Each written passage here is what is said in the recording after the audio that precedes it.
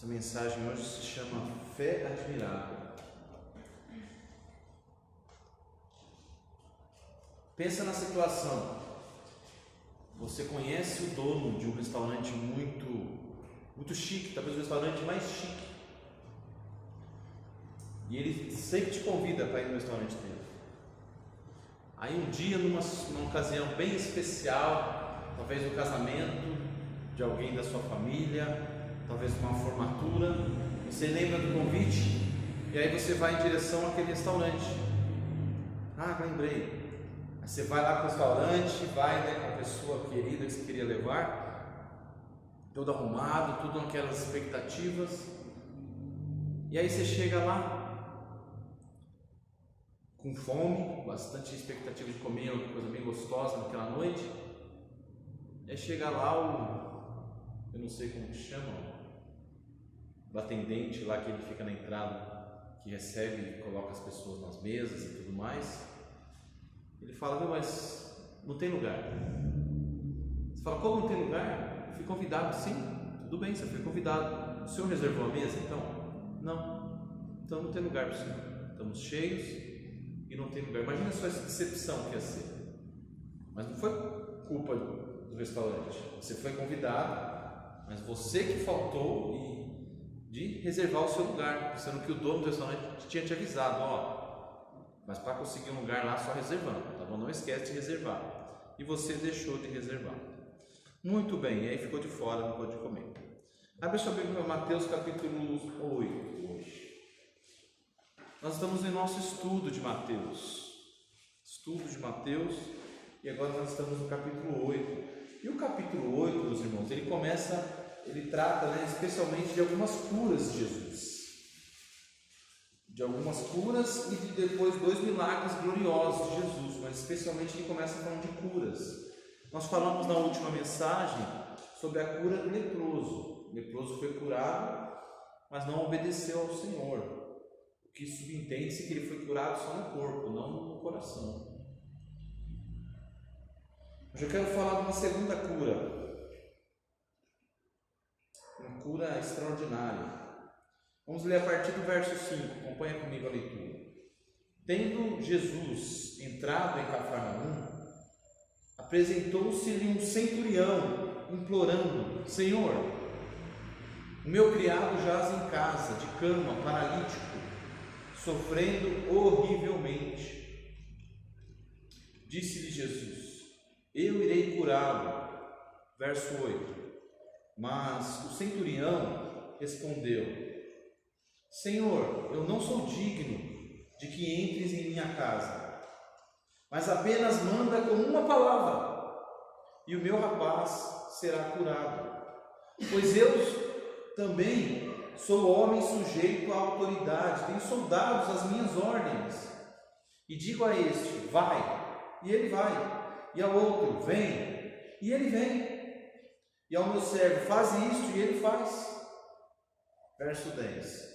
Ouvindo isto, admirou-se Jesus e disse aos que o seguiam: em verdade vos afirmo que nem mesmo em Israel achei fé como esta. Digo-vos que muitos virão do Oriente e do Ocidente e tomarão lugares à mesa com Abraão, Isaque e Jacó no reino dos céus, ao passo que os filhos do reino serão lançados para fora, nas trevas. Ali haverá choro e ranger de dentes. Então disse Jesus ao centurião: vai-te, e seja feito conforme a tua fé. E naquela mesma hora o servo foi curado. Vamos orar? Senhor, na tua presença mais uma vez pedimos a direção e a força do Senhor, pedimos a graça do Senhor para esse período que estaremos estudando a tua palavra. Peço ao Senhor que fale aos nossos corações pelo poder do teu Espírito Santo, pois só o teu Espírito Santo pode nos transformar. Amado Deus, eu peço, Senhor, que me ajude a transmitir a tua palavra com fidelidade, para a honra e glória do teu nome. É isso que eu peço ao Senhor, em nome de Jesus. Amém. Muito bem, então o texto começa dizendo que Jesus foi para Cafarnaum. Ele voltou para Galileia, certo? Voltou para Galileia. O texto diz que logo que ele chegou lá na Galileia, apresentou-se um centurião. O que é um centurião, irmãos? Centurião é um oficial do exército romano, que ele era responsável por 100 homens, ele tinha 100 soldados sob o seu comando. Então no exército ali tinham vários centuriões, mas cada centurião tinha pelo menos 100 soldados, tá bom? Em alguns casos ele poderia ter mais, mas normalmente era 100 soldados, então ele tinha uma grande autoridade. Imagine, 100 soldados, 100 guerreiros ali treinados, que obedeciam, e ele fala, eu digo uma palavra, vai, e eles vão, faz, eles fazem, a autoridade do homem. Então, não só por causa disso, pela sua posição e pela responsabilidade do cargo, da função, eles tinham um bom rendimento, o seu soldo era muito melhor, muito maior do que os dos soldados. Aqui ele até cita que ele tinha uma casa, ali na região de Cafarnaum, na Galileia, muitos soldados não tinham. Mas esse centurião ele tinha sua casa e ele tinha criados, tinha servos, por causa da sua posição, da sua autoridade e tudo mais. Mas é interessante que o verso ele termina com uma palavra: apresentou-se um centurião implorando.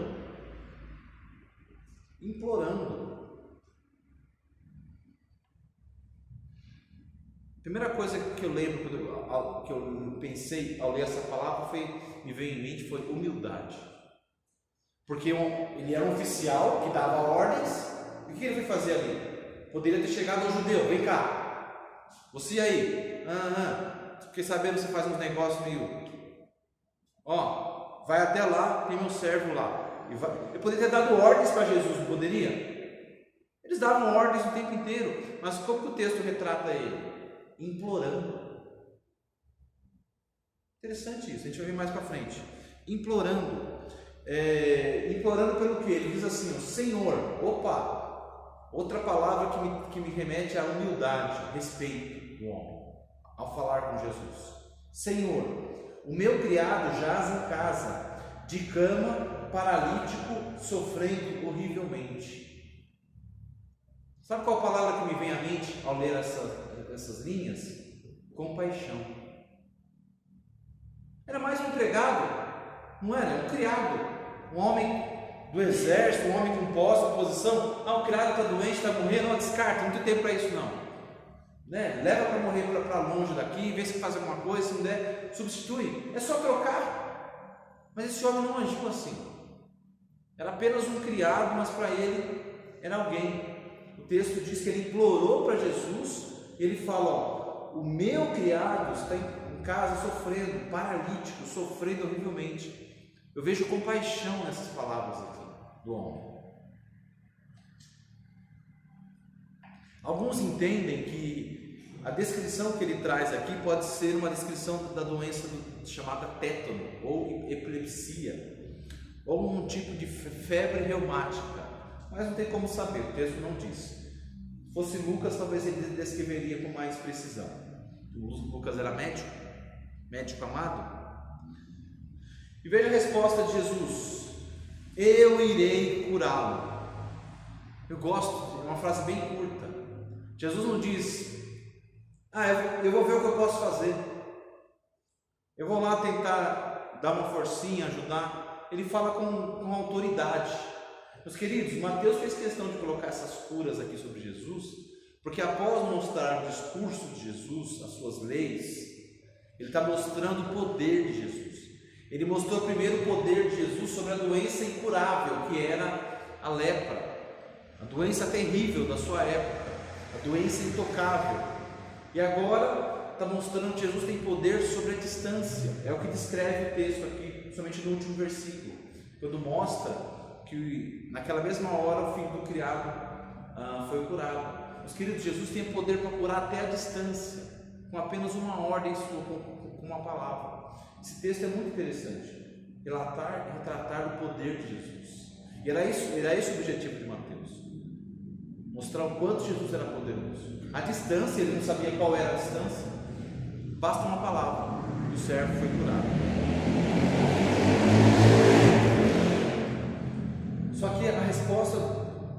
vê do centurião no verso 8 também é muito interessante. Ele diz assim, ó, mas o centurião respondeu: Senhor, não sou digno de que entres em minha casa.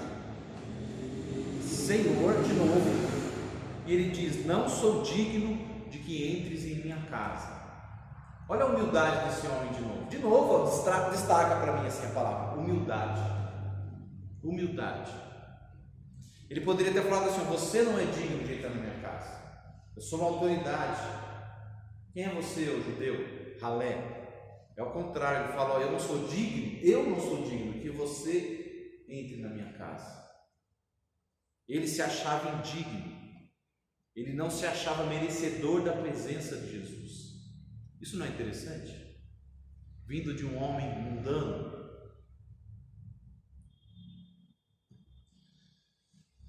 Mas apenas manda com uma palavra e o meu rapaz será curado.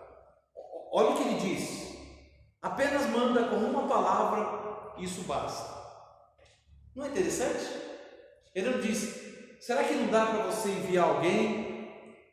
Será que talvez, se o Senhor desse uma ordem, será que existe essa possibilidade?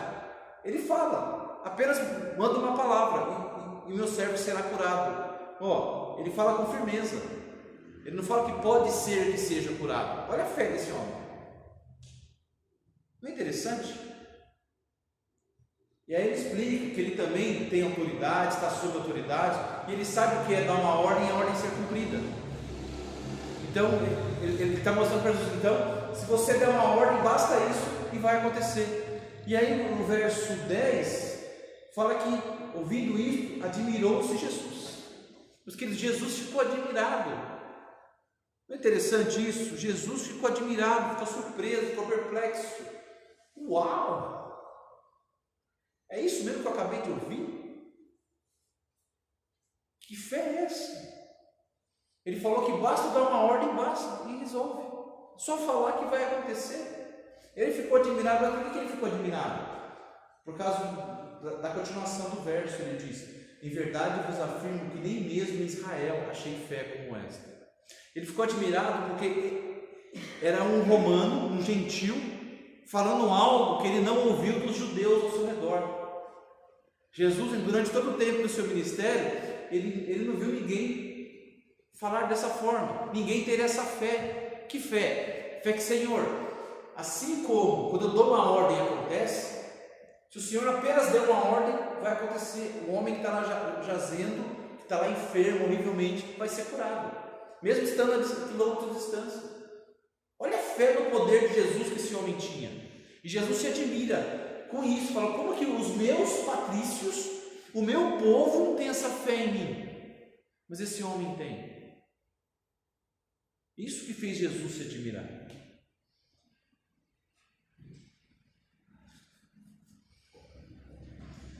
E aí no verso 11 e 12, ele fala uma coisa muito forte: digo-vos que muitos virão do Oriente e do Ocidente e tomarão lugares à mesa com Abraão, Isaque e Jacó no reino dos céus. Ele fala assim: ó, tem muitos que virão de vários lugares e se assentarão lá no banquete do céu, junto com Abraão, junto com Isaque, pessoas estranhas, pessoas de outras nações, outros povos. Ele diz: ao passo que os filhos do reino, os judeus, serão lançados para fora, nas trevas. Olha essas palavras: fora, fora, trevas. Treva é escuridão total. Um lugar que é para fora, um lugar que é escuridão total, trevas. Ali haverá choro, ou seja, tristeza imensa, ausência total de alegria, de paz, de contentamento, choro e ranger de dentes. Ranger de dente é ódio, raiva. Raiva. Ranger os dentes, raiva. Olha a descrição, querido. Aqui, que descrição é essa que ele está fazendo? Uma descrição da condenação eterna, daqueles que ficarão de fora, daqueles que não participarão das bodas, do banquete, da celebração vindoura. E aí o verso 13 termina com Jesus dizendo: então disse Jesus ao centurião: pode ir embora, seja feito conforme a tua fé. Olha, pode ir. De acordo com aquilo que você me falou, com essa tua fé que basta uma palavra, seja feito. E naquela mesma hora o servo foi curado. Irmãos, que texto glorioso. Eu queria tirar com os irmãos, três lições, espero ser rápido por causa do nosso tempo, sobre esse texto aqui, para a gente meditar, tá bom? Rapidamente, três lições valiosas. A primeira lição que eu quero destacar aqui, após a leitura desse texto, é que nossas ações falam mais alto. Nossas ações falam mais alto. Apenas ao ler esse texto aqui, eu vi que eu estava diante de um homem humilde. Humilde ou não era? Um homem que tinha compaixão e um homem que tinha uma grande fé. Foi ou não foi? Você não vê aqui a pessoa dizendo, olha, chegou um centurião humilde a Jesus. O texto não diz isso. Olha, chegou a Jesus um centurião cheio de compaixão. O texto não diz isso. Mas as suas ações mostram isso. Não é melhor quando as nossas ações falam mais alto do que as nossas palavras? Do que você chegar chegando, eu sou um servo humilde do Senhor. Às vezes você fala, mas você quer se passar por humilde quando você não é. A forma como esse homem se dirigiu a Jesus mostrava humildade, mostrava compaixão e mostrava fé. Claramente fé. Irmãos, o que nossas ações, o que as nossas reações revelam sobre nós? O que o nosso viver mostra sobre nós? Pense sobre isso. Quando as pessoas conversam com você e olham para você, o que isso mostra para elas, quando elas te observam? Eu cheguei à conclusão que eu estava diante de um homem humilde, compassivo e com uma grande fé, só lendo esse texto. E quando as pessoas chegam diante de nós, que conclusão que elas chegam? Que conclusão que elas tiram? Quando eles veem que nós só reclamamos, estamos sempre tristes, a tristeza é a nossa marca registrada, desânimo. Uma pessoa sempre impaciente, uma pessoa que vive numa irritação constante. Que imagem que a gente passa? Já pensaram sobre isso? Que imagem que a gente passa? Agora, uma pessoa que em meio a situações complicadas, você está lá no trabalho, todo mundo fazendo o mesmo serviço difícil, mas tem um que não está reclamando, tem um que está trabalhando e assobiando.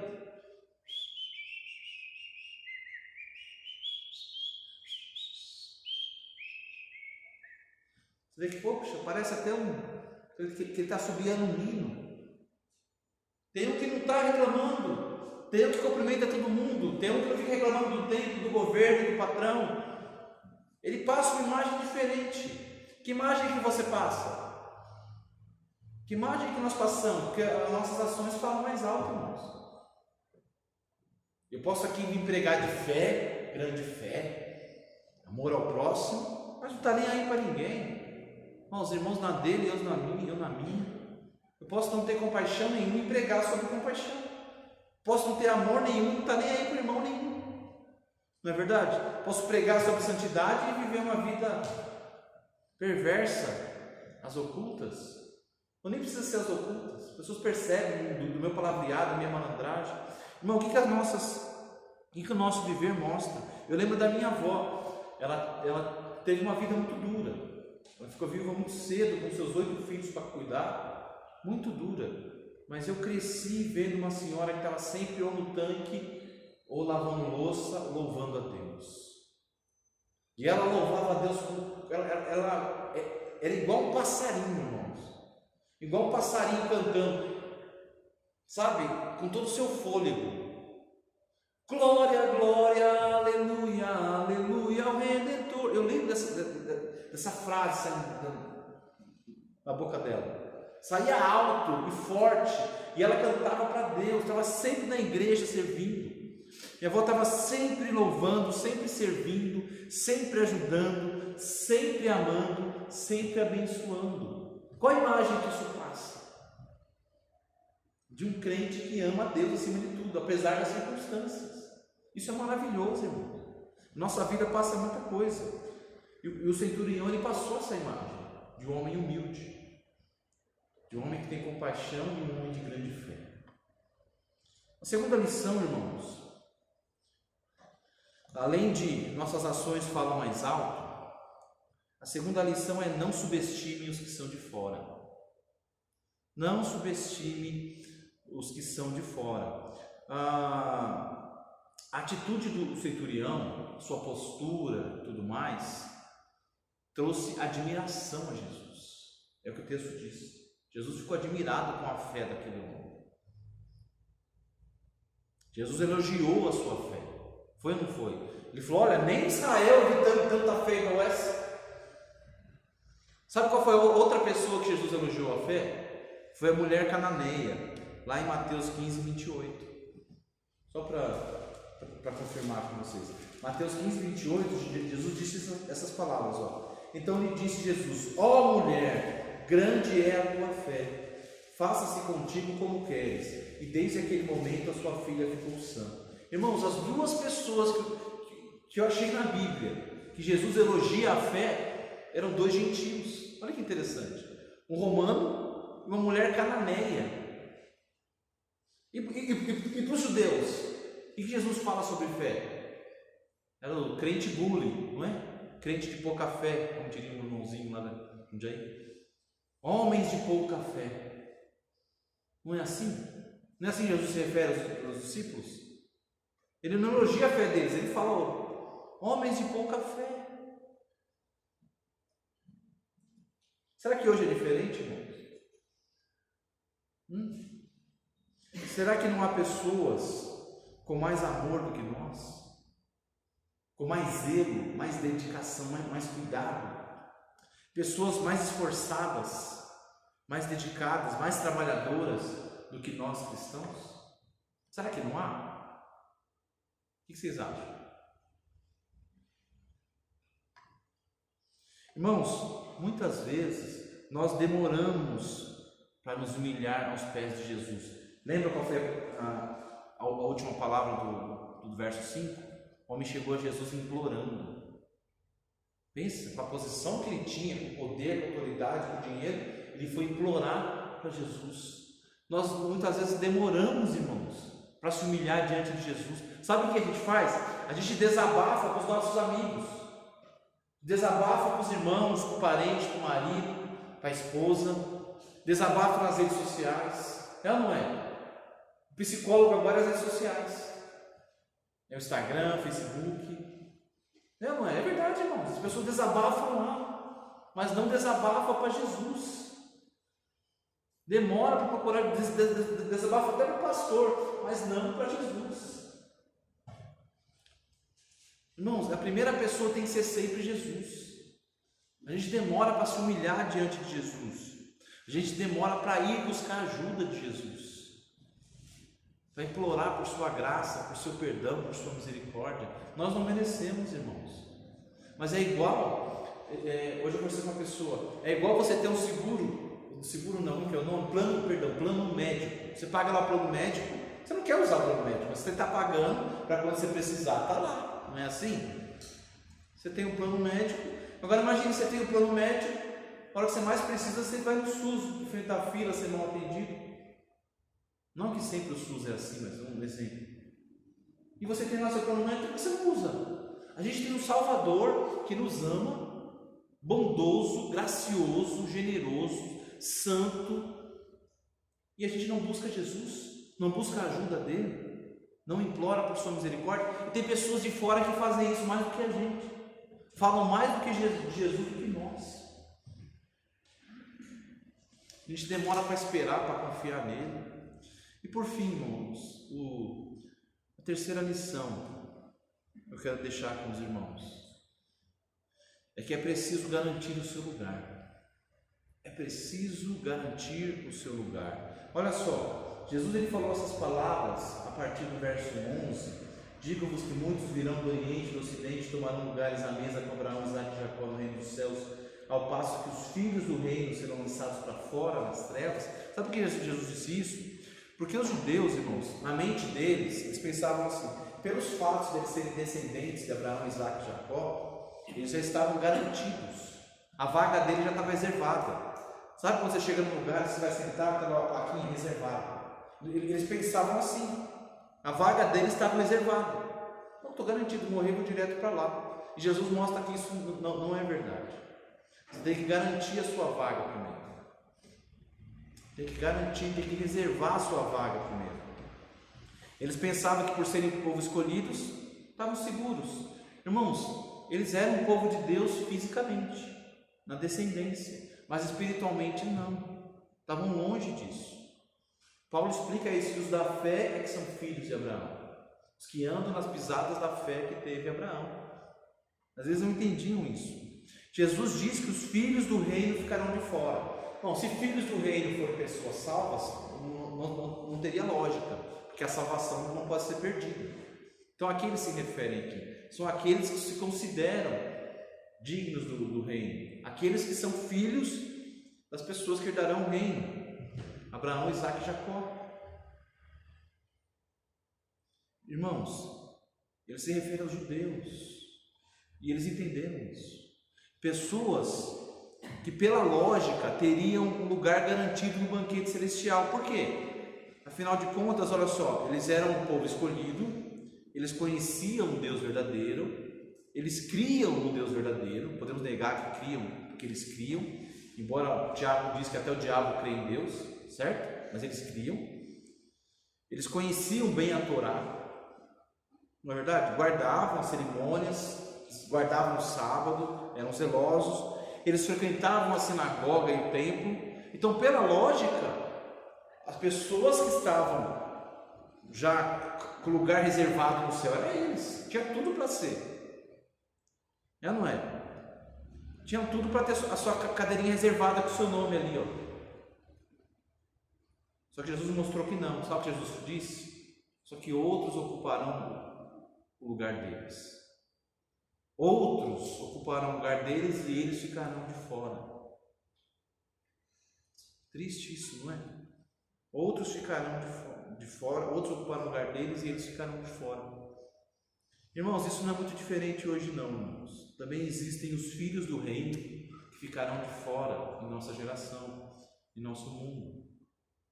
São pessoas que conhecem a Deus, pessoas criadas na igreja, pessoas que conhecem a história de Jesus, pessoas que conhecem a Bíblia.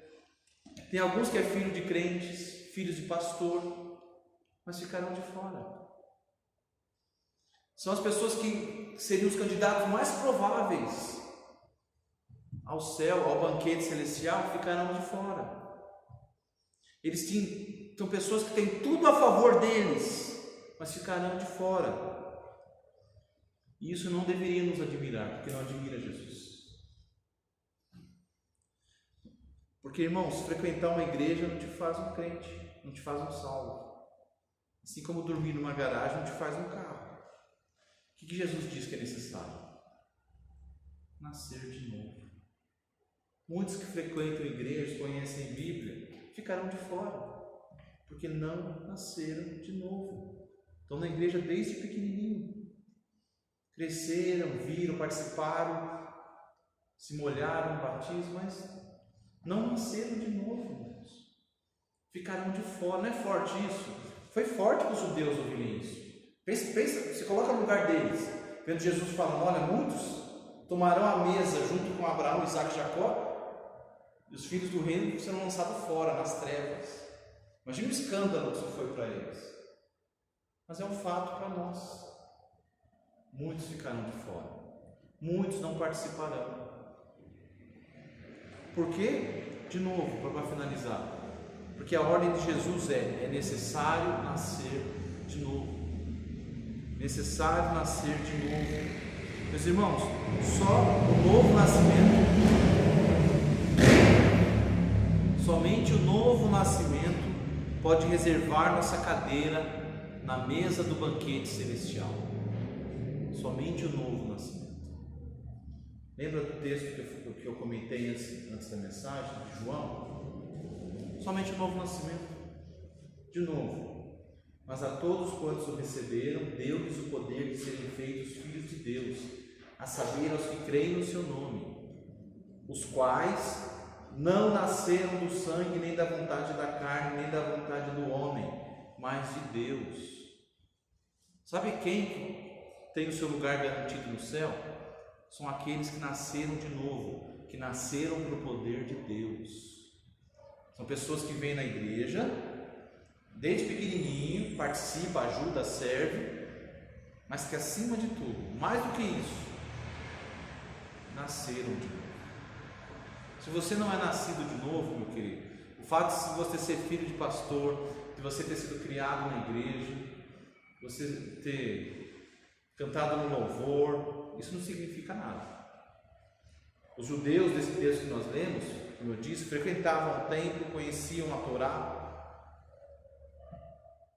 eram descendentes de sangue de Jesus, de Abraão, Isaac e Jacó, mas Jesus diz: muitos ficaram de fora. Só o novo nascimento é que garante o nosso lugar no céu. É só o novo nascimento que garante o nosso nome na cadeira, lá no banquete celestial. Só isso. Espero que nenhum de vocês, nenhum de nós, fique de fora. Amém? Pai, obrigado pela tua palavra. Nós agradecemos, oramos em nome de Jesus. Amém.